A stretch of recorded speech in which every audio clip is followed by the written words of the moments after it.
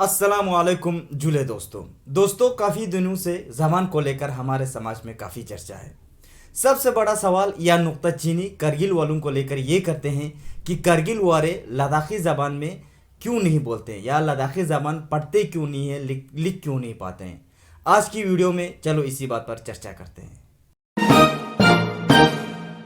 सबसे पहले तो हमें यह समझना होगा कि पुर्की एक ज़बान नहीं है बल्कि ये एक डायलेक्ट है लद्दाखी ज़बान का।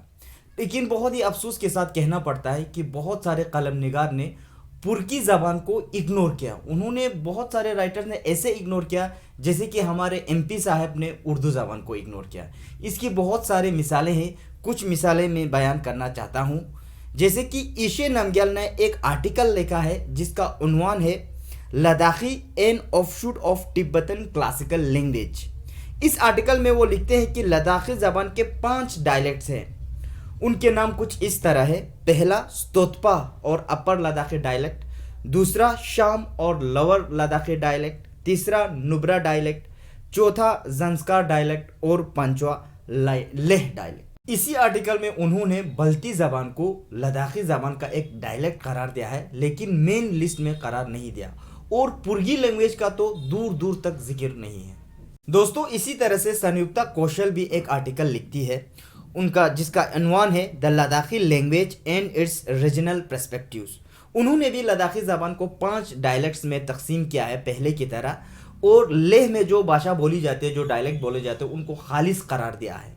हैरानी की बात यह है जब वो करगिल की बात करती है तो करगिल को लद्दाख के पेरिफेरियल एरिया, नाइबरिंग एरियाज में, पेरिफेरियल भी नहीं नाइबरिंग एरियाज में वो शुमार करती है और जम्मू एंड कश्मीर का एक डिस्ट्रिक्ट बताकर किस्सा को ख़त्म करती है। इस तरह से बहुत सारी मिसालें मिलती हैं जब हम लद्दाख के टॉपिक के ऊपर बात करते हैं, जब लद्दाख के ऊपर हम लिखते हैं, पढ़ते हैं या सुनते हैं, तो करगिल को लद्दाख से अलग तरीके से एक टेरिटरी बना के बयान करती है। तो पुर्गी भाषा का भी इसमें जिक्र ही नहीं है और बल्ती भाषा का भी जिक्र नहीं। उन्होंने इन दोनों भाषा को टोटली इग्नोर करके वो जो प्रॉपर लेह में बोलते हैं या लेह के पेरिफेरियल एरियाज में या लेह के एरियाज में बोलते हैं, उनको ही डायलेक्ट करार दिया है लद्दाखी भाषा का। दोस्तों पुर्ग में लद्दाखी रस्मुल ख़त को छोड़ने का सबसे बड़ा सबब 14वीं और 15वीं ईस्वी में इस्लाम के इशाअत के साथ हुआ। 14वीं और 15वीं सदी में इस्लाम पुर्ग और बल्ती के रीजन में ज़ोर ज़ोर से बढ़ने लगा और उन्होंने बहुत बड़ी तेज़ी पकड़ ली। और साथ ही साथ इस्लाम के इशाअत के साथ साथ, इंट्रोडक्शन के साथ साथ, लोगों के कल्चर में भी, लोगों के रिवाज में भी, लोगों के तौर तरीक़े में भी, सोच में भी तब्दीली आती गई। उनके नतीजे में बहुत सारे कल्चर में चेंजेस आ गए, जैसे कि लोगों ने छंग को, लोकल मुकामी जो शराब होते हैं उनको पीना बंद कर दिया। जो पॉलिएंड्रस मैरिज सिस्टम होते हैं वो सिरे से अब धीरे धीरे लोगों ने वो पॉलिएंड्रस मैरिज करना बंद कर दिया। और साथ ही साथ जो सोशल हायरार्कीज होते हैं लोगों ने रिकन्सिडर करना शुरू किया, जिसके नतीजे में जो ज़ात पात थे, ऊंच नीची ज़ात सिरे से ख़त्म हो गई। लेकिन उसके साथ साथ शेख और आगाज़ का भी रुतबा समाज में बढ़ने लगा और कम ओपेश ये अभी भी राइज है। ये एक तफसीली मौजू है, इसके ऊपर मैं बाद में अच्छे से वीडियो बनाऊंगा। साथियों इस्लामी मजहब के साथ साथ पुर्ग और बल्तिस्तान दोनों में फ़ारसी और अरबी अदबियों का गहरा असर पड़ा, जिसके नतीजे में लोग लद्दाखी रस्मुल ख़त को छोड़कर फ़ारसी और अरबी के रस्मुल ख़त को अपनाने लगे।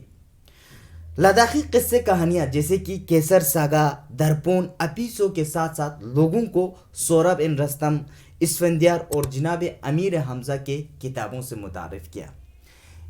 दूसरे अल्फाज में हम ये कह सकते हैं कि उस वक्त के स्टूडेंट्स को, उस वक्त के तालिब इल्म को एक एक्सपोजर सा मिला दूसरे कल्चर के साथ, दूसरे रिलीजन के साथ, या दूसरे एक कंट्री का एक बहुत ही बड़ा ज़ख़ीरा इल्म का मिला। लेकिन अपने ही रस्मुल ख़त को तक़वियत देने के अलावा उन्होंने फ़ारसी रस्मुल ख़त को अपनाया, फ़ारसी या अरबी रस्मुल ख़त को अपनाया और उसी ज़बान में अपना कलम चलाने लगा। दोस्तों ये बात ज़रूर जहन में रखिए कि लद्दाख में उस वक्त 90% से ज़्यादा लोग पढ़ना और लिखना नहीं जानते थे। सिर्फ लामाई, शेख और कुछ लोग और शाही ख़ानदान के लोग ही इस नियामत का फ़ायदा उठा रहे थे। दूसरी सबसे बड़ी वजह जो मेरे हिसाब से हिस्टोरिकल ब्लंडर है तारीख़ लद्दाख में, वो पेश आया गैलेंसी कमीशन के तकरीबात के दौरान। میں اس کی تفصیلات میں ابھی نہیں جاؤں گا. میرا اس پہ ایک پراپر ویڈیو بنانے کا، تفصیلات سے ویڈیو بنانے کا میرا ایک پلان ہے، اس میں تفصیل سے بیان کروں گا. لیکن فی الحال یہاں پر میں ریفرنس لینا چاہوں گا کرسٹوفر برکس بیسٹلن کے article Protestant Buddhism and social identification in Ladakh. وہ اپنے آرٹیکل میں لکھتے ہیں کہ Ladakh Buddhist education society LBES نے مہاراجہ ہری سنگھ کے خدمت میں ایک میمورنڈم پیش کیا لداخ کے ایجوکیشن سسٹم کو لے کر.